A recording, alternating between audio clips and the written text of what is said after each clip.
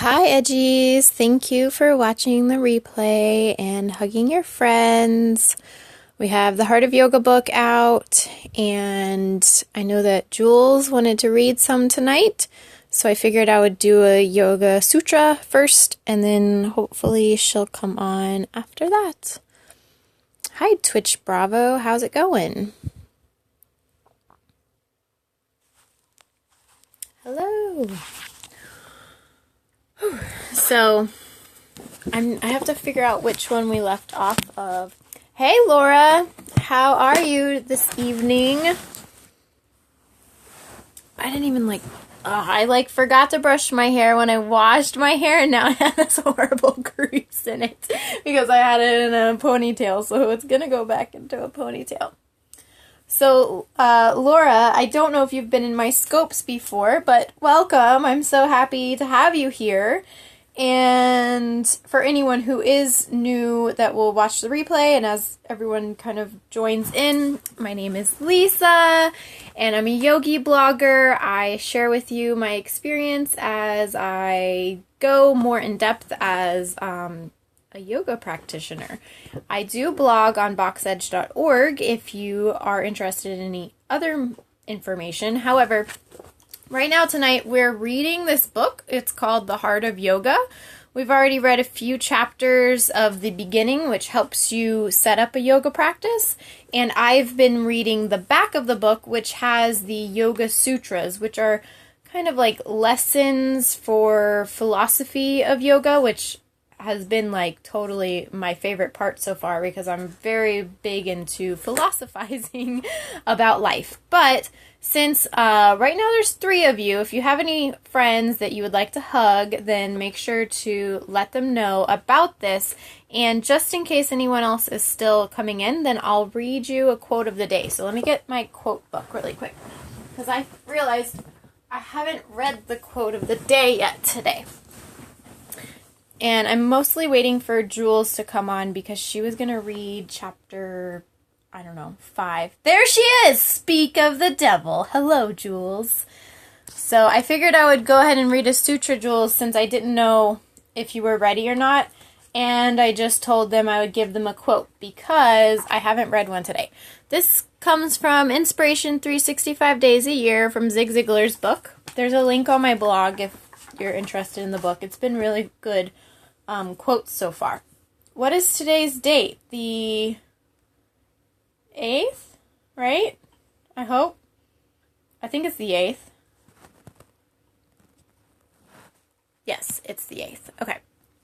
So it's the 8th, and today's quote is an anonymous quote. This is so funny because I was just telling Ben Leonard that some of the best works of art that I've seen or heard are from anonymous sources because he was wondering about signing his little stick figure dude painting.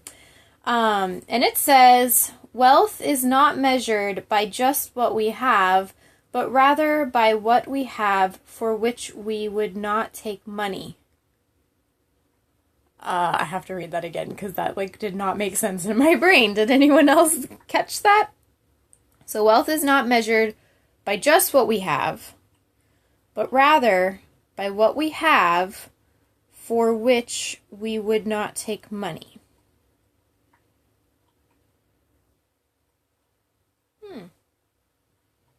Interesting. And I think this is a good quote for today because I struggle. Yeah. Okay. That too, Jules. I didn't even get that at first. But, yes. Oh. So there's a lot of things that I hold on to that are totally worthless, but have sentiment.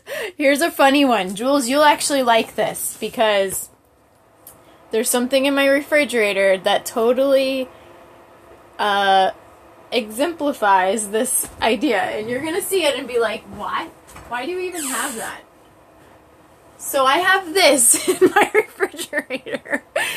It's a Michelob Ultra Light cider, a pear cider. And as many of you know, I pretty much don't drink.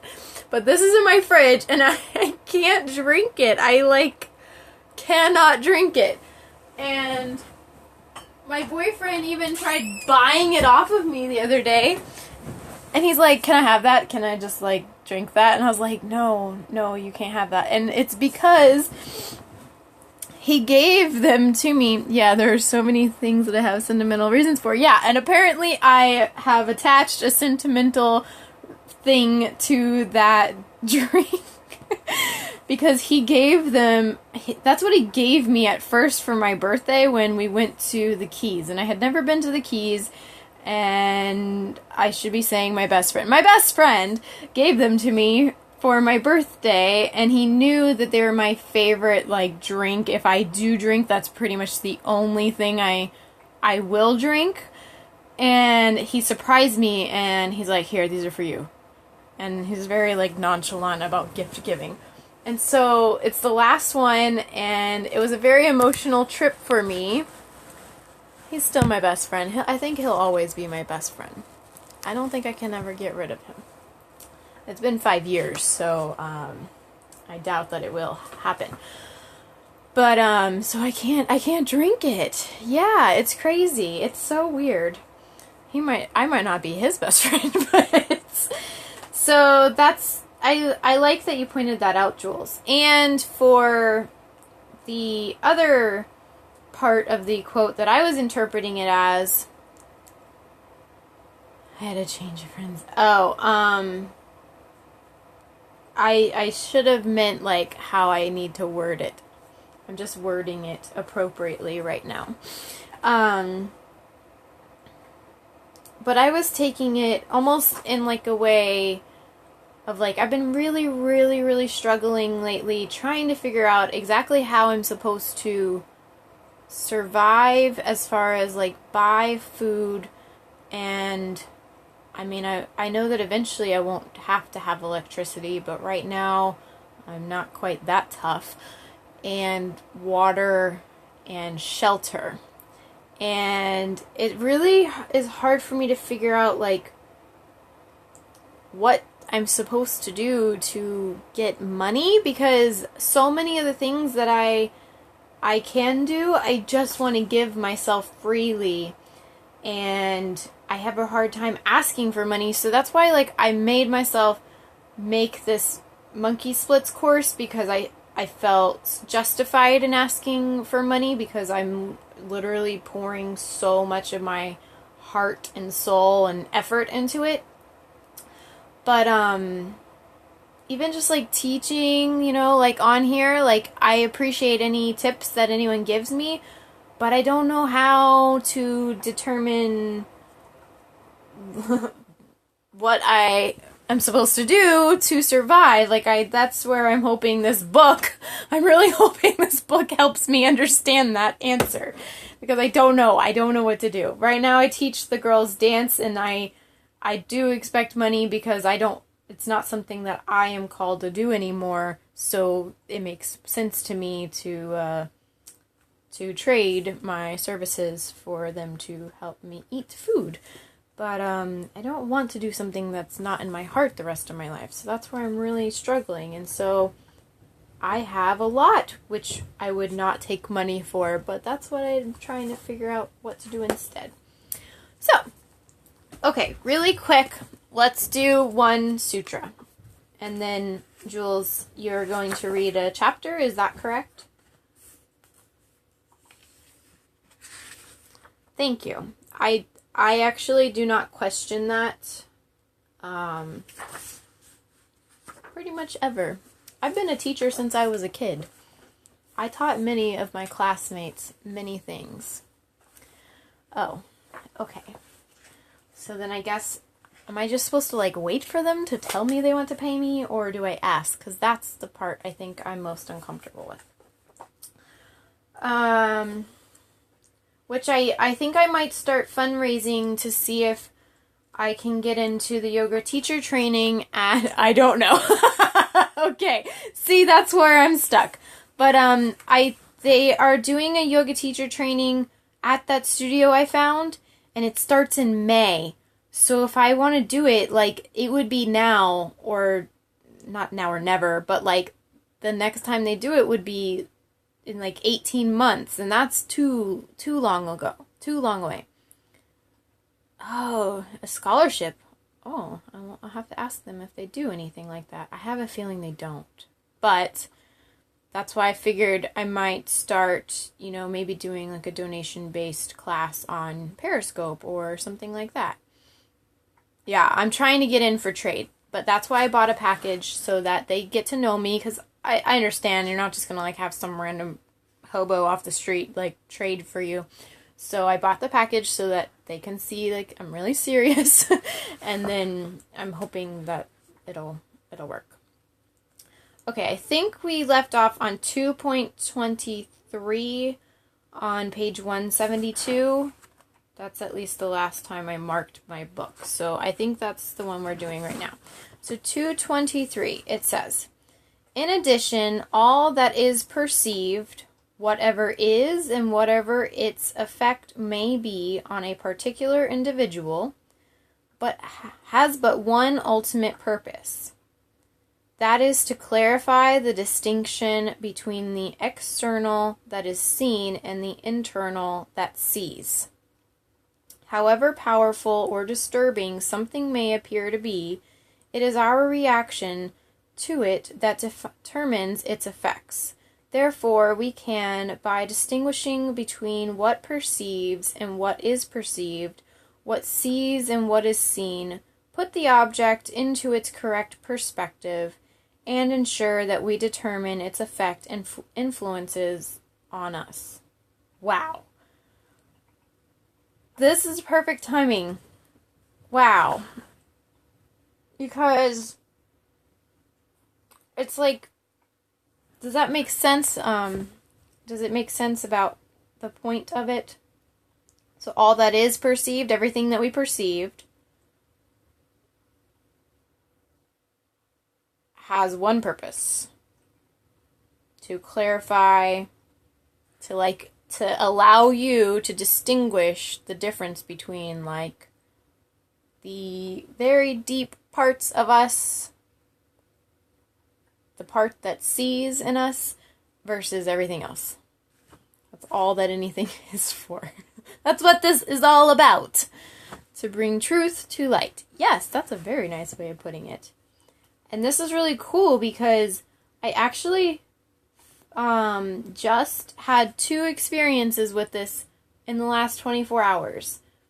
I first of all listened to one of Tara Brock's talks on YouTube. It was something about anger. Hey Tim, how's it going tonight? Have you scoped recently? Oh Tim, you would be so excited because the yoga studio that I found has Tai Chi classes. So maybe I'll eventually learn some, but it will probably take a while because I have priorities before I can get into that class. Yeah. So I totally thought of you whenever I saw that. I was like, oh, Tim could come and visit and take Tai Chi classes. Okay, so I was watching, so Tim, the sutra that we're talking about right now, the basis is that all that is perceived, whatever it is, and whatever its effects may be on a particular individual, has but one ultimate purpose. That is to clarify the distinction between the external that is seen and the internal that sees. And it's crazy because I watched the Tara Brock YouTube video last night and she was talking about anger. And she was saying it's like an hour-long talk, but the basis is that pretty much anger exists and it's going to happen. It's like a real emotion. It arises in you, but it's pretty much when we can disassociate it from being a bad thing to happen and letting it define us, then we can release that anger and just let it be. And then it won't ruin everything else in our day, our year, our life, etc. So that was really cool because pretty much anger is something that is perceived. It's an emotion. We see it arising in our bodies, in our minds. She had a quick meditation type of thing where she would talk about like feeling that anger and seeing where it affects your body, and I listened to it for a reason. And so when I brought back the feeling of anger into me, then I noticed like my chest, I have like crazy breathing whenever I am upset. Like it's very like I sigh a lot, and it feels like there's like a cinch on my chest, and then my stomach kind of like comes into itself, and it just feels like everything's in knots, and then my throat literally feels like I'm one of those like Ethiopian or African ladies with the rings like just around the neck. And so the more and more that I notice I'm able to perceive that anger, then I'm able to like separate myself from it and let it be, accept that it's there and not judge it to be something as bad, but then not elongate its consequences and like act out on that anger, which is what I tend to do, and my mouth typically ends up with a foot inside of it. So I think that has a lot to do with this sutra. And then the second thing that's so crazy that we read this tonight is that I just watched, I don't even know his name. Nope, I don't know. He's probably like on the top of my follow list, but he's like this guy with a brown ponytail, and Gretchen suggested him. Yeah, it's like not being entertained. Yeah, I like that. I wish I remembered that guy's name, but he was talking today about the like one thing to remember to be able to avoid suffering.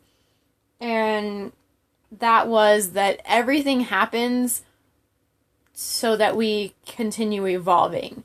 And so pretty much like somebody said like shift happens, for example. Like everything that has happened or is happening for some reason, and we had to have that happen for us to continue evolving. So even if it's like something that we would literally typically label it as bad, it had to happen because otherwise we wouldn't evolve. And so I think that's very common to what this is trying to say. Like all of these things that we see happening, it's to help us remember ourselves. Like it's to help us distinguish like the external world from the actual like thing deep down inside of us.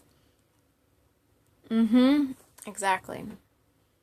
And that really helped me, especially the past couple days. I've been very like, I don't know how to describe it. Well, I guess I was angry, I was sad, I've just been having a rough few days. It may be something to do with the fact that I have decided to stop taking birth control, and my emotions may be raging because of it, but I don't know. But I think it might be a combination of multiple things. So hearing that message really helped me just like let go and just be. And I guess that's what it's all about. When I just believe that things are perfect, it's helpful. Exactly. And like maybe I can't even hardly use the word perfect because of my mindset. No, I have no kids, and I do not plan on having kids, but I do not want to continue to poison my body. So, no more of that. And I actually believe you will see more of the true me, because a lot of me isn't even the real me, because I've been chemically pumped full of things for 10 years, so you don't even really know the real me. Does that make sense? A lot of guys I don't even think understand.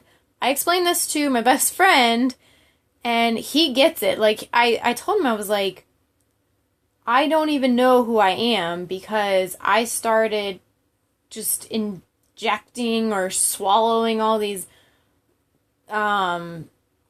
medicines and these chemicals so long ago. I would have been like 18 years old, And I noticed a shift. Yes. I noticed a shift in when I started taking them. I became super like emotional crazy person.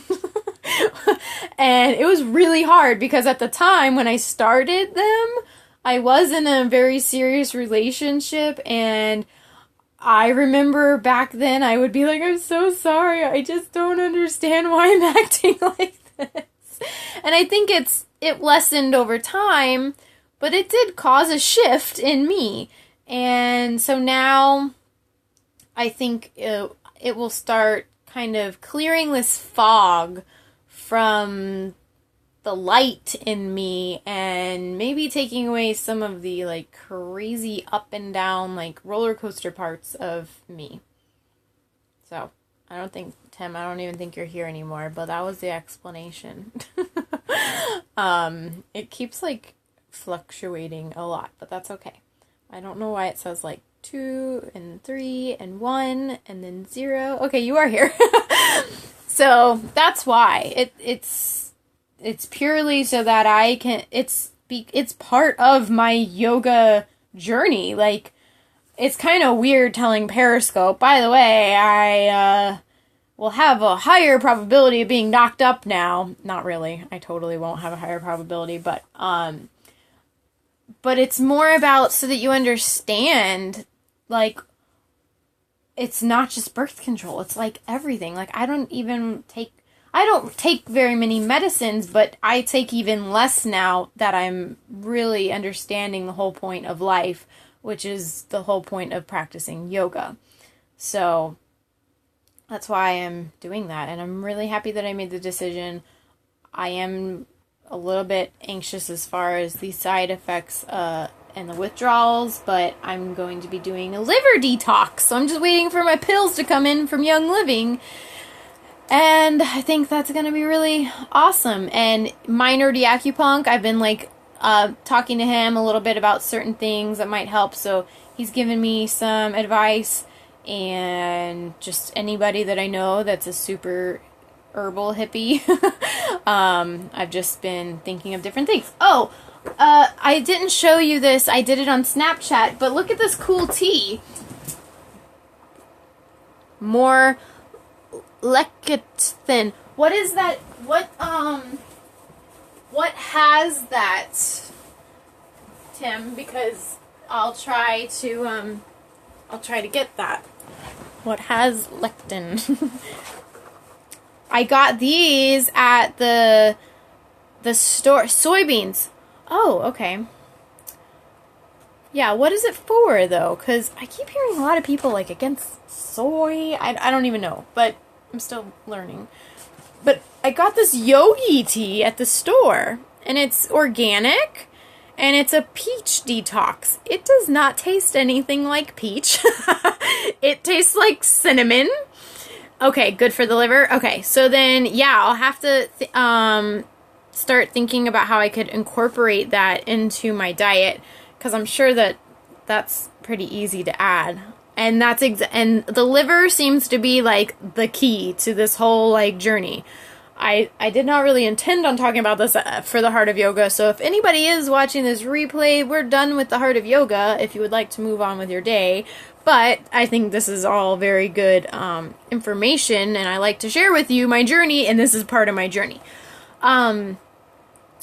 Yeah, so like the liver, that's what I was gonna say. I keep hearing like that most of it is GMO, so I guess it would be a matter of finding like organic soybeans so that it has the good properties for the liver, but not all of the crap that I'm trying to get out of my system. But this is organic, and it's called peach detox. Red beets. Okay, yeah. Red beets was on my list. I haven't done it yet. And milk thistle I have been seeing as well. I don't know how to find that. I have to research more about what it even looks like. Hello, how are you doing today? Vuzdogen? Silly Marin, what is that? Yeah, I was wondering actually. That's why I brought the tea over. Okay.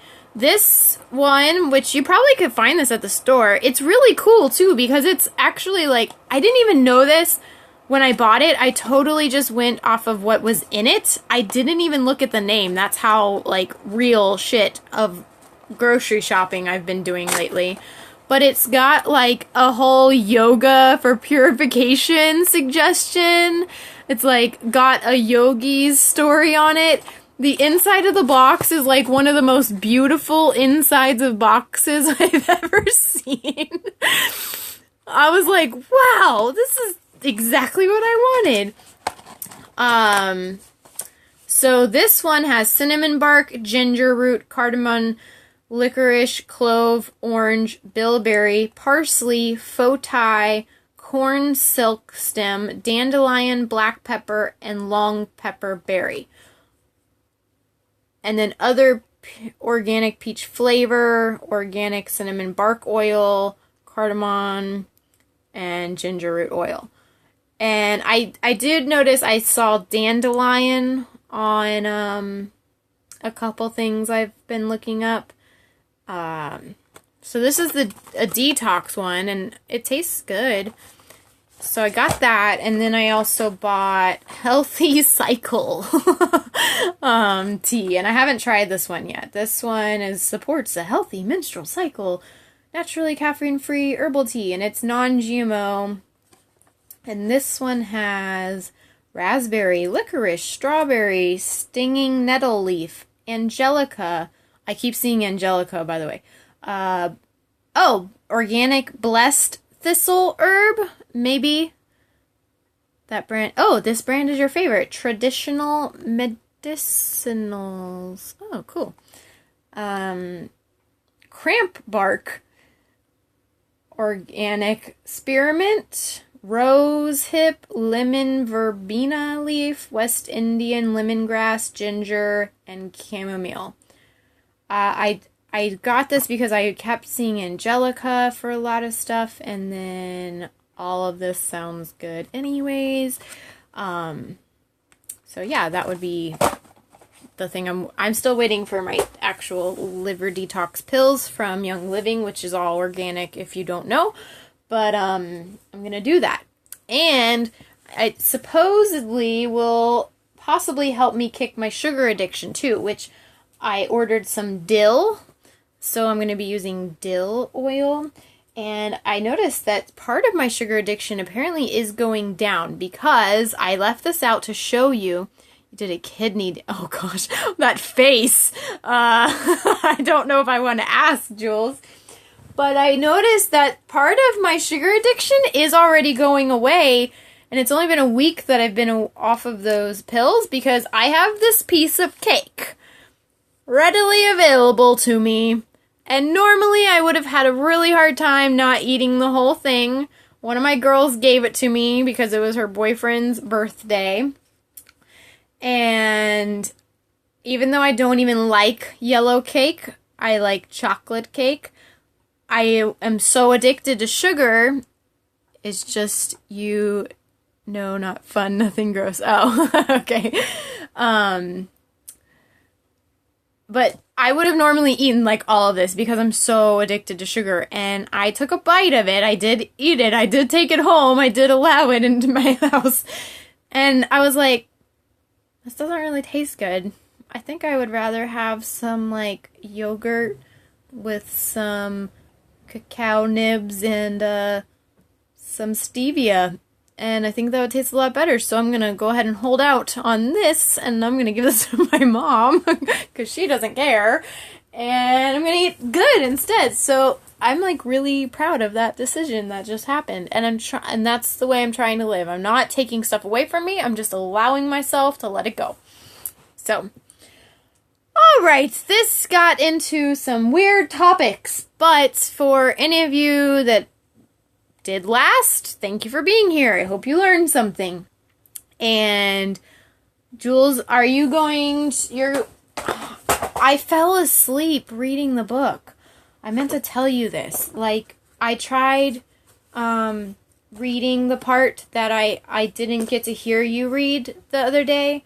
I tried reading it yesterday. It was like 6 o'clock in the evening, and I had like done nothing all day. And after 2 pages, I fell asleep on the book. I have reading narcolepsy. I don't know what it's so weird. So I'm going to have to go back to your catch to finish that section. But if you would like to move on, like I'm completely prepared, but I wanted to reinforce how appreciative I am for you literally reading to me, because I'm too much of a baby to read it by myself. Oh my gosh, this picture! I just turned to that and I was like, what in the world is going on? I don't know. Sitali pranayama. Okay, I guess it's a breathing thing that I have not learned before, and this is going to make me laugh. I'm so glad you're reading this and not me. So, are you reading 6? Chapter 6? Is that what we're on? I think. Oh, it's a cooling breath. Okay, well. Cool down. Okay. Thank you, everyone, for being here. Yeah, there is a lot to laugh about. I laugh my butt off normally when we're reading these. Are you ready to read, Jules? Yeah, I would have totally fell off the wagon. Otherwise. Whenever somebody's depending on me, it makes me much more accountable. That is why I don't do very well at my own practice, but I do really well at helping others with their practice. Are you ready? Are you ready?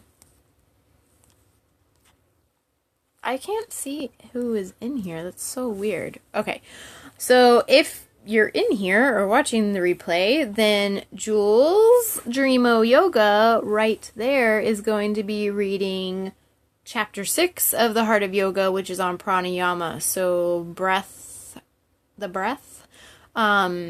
So go follow her, and Tim, hopefully we'll see you there if you want to.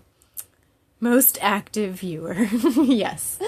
So I will see you all there, and maybe tomorrow I'll actually do some yoga. I haven't in like a week. I haven't done physical yoga is what I should be saying. I do yoga every day. We meditate every day and talk about the stuff every day. But I would like to do some physical yoga. Yeah. Well, I guess I did some on Saturday. And then it kicked my butt. And now my hips are all jacked up. But I will see you there. Go to Jules. She's going to be scoping any minute. Namaste. Love you. Throat yoga for me. Exactly. All right. Bye.